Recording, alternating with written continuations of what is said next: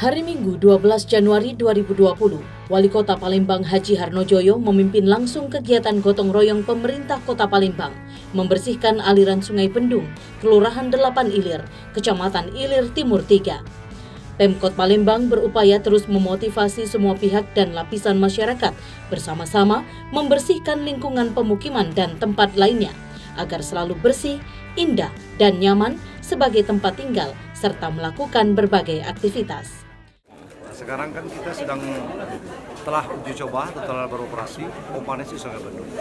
Pompa itu akan bermanfaat mengatasi genangan air apabila saluran sekunder yang mengarah Sungai Bendung itu selesai, beres, itu akan bermanfaat sehingga betul-betul genangan air akan terkurangi atau selesai genangan air di area Sungai Bendung.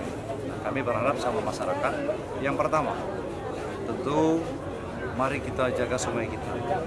Sungai ini adalah tempat air. Air ini kalau kita tidak hormati kan jadi masalah.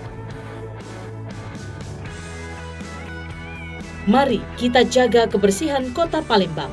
Idak pacak bersike, idak ngotori jadilah. Bako Humas Kominfo Palembang melaporkan.